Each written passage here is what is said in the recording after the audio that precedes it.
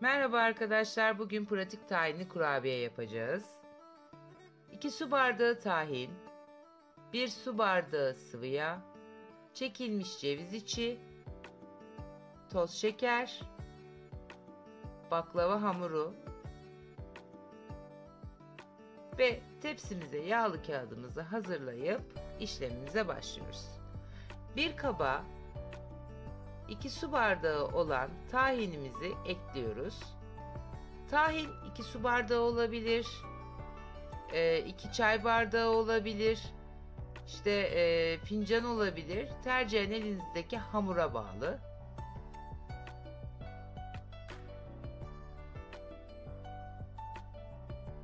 Evet, döktükten sonra sıvı yağımızı alıyoruz. Onu da tahine ekliyoruz.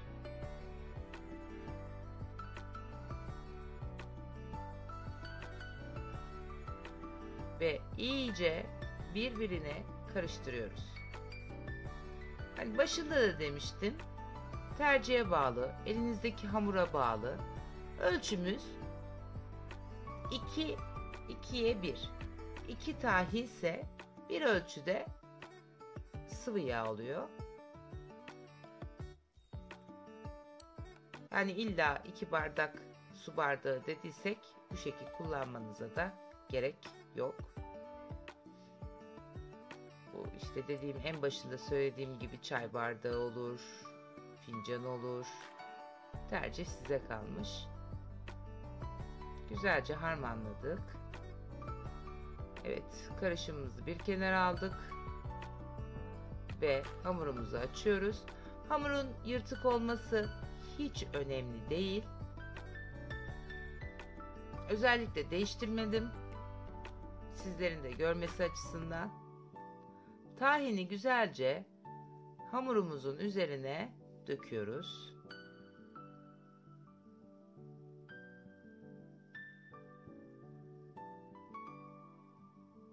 Ve her yere eşit gelecek şekilde yağlı tahinli karışımımızı hamurumuzun üstüne sürüyoruz. Her tarafına yayıyoruz. Kenarlarına da olmak üzere.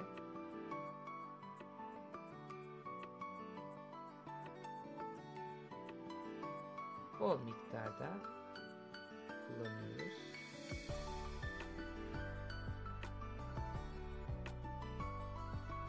Evet, toz şekerimizi alıyoruz ve üstüne eşit dağıtabileceğimiz şekilde serpiyoruz. Ben 3 kaşık olarak kullanıyorum. Tercihen bu 2 kaşık olur, 1 kaşık olur. Sizin tatlı kavramınıza bağlı. Bolca ceviz içi döküyoruz. Bunu az da kullanabilirsiniz. Ben biraz cevizli seviyorum.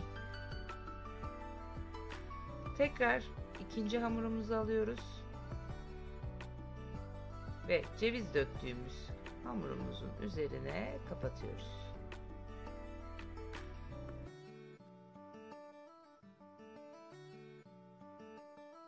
Tahinli karışımımızı yeniden ikinci koyduğumuz hamurumuzun üzerine döküyoruz ve bunu iyice yayıyoruz.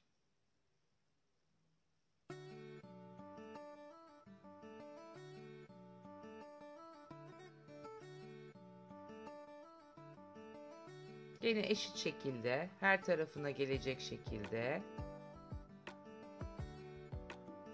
tahinli yağlı karışımımızı sürüyoruz. Şimdi rulo yapacağız.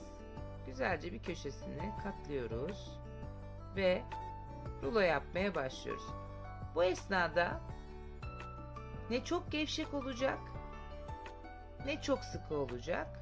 Normal bir şekilde sarın.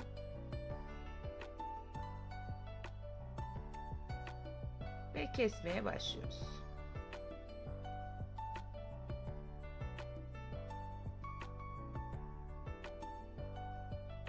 Önceden hazırladığımız yağlı kağıtlı olan tepsimizi alıyoruz ve yaptığımız kurabiyelerimizi tepsimize sıkı bir şekilde, boşluk bırakmanıza gerek yok, sıralıyoruz. Şimdi göstereceğim.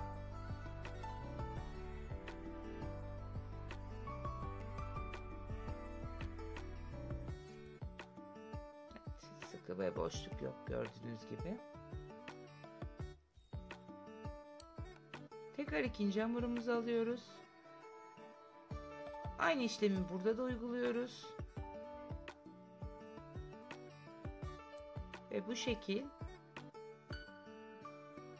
tepsimizi doldurana kadar aynı işlemi tekrarlıyoruz. Bu arada ben baklava hamurlarını tek tek ayarlıyorum. Bir bezin arasına koyuyorum. Başında söylemeyi unuttum. Ve oradan çok pratik bir şekilde alıp kullanıyorum. Kurumaması gerekiyor. Kurursa işlem yapılamıyor hamurda, ne yazık ki. Dağılıyor. Yine tahinli yağlı karışımımızın üzerine şeker koyuyoruz.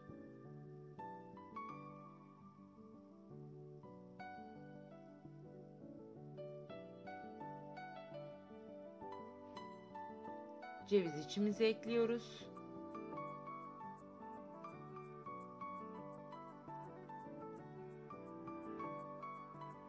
Ve ikinci kat hamurumuzu yeniden yerleştiriyoruz.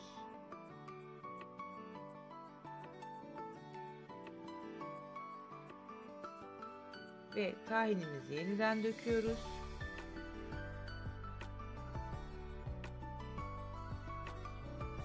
Gene her tarafına gelecek şekilde karışımı sürüyoruz.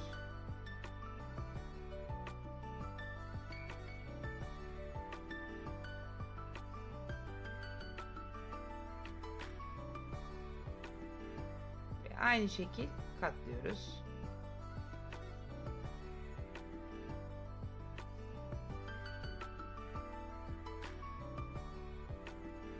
Ve tekrardan bıçak yardımıyla kesiyoruz.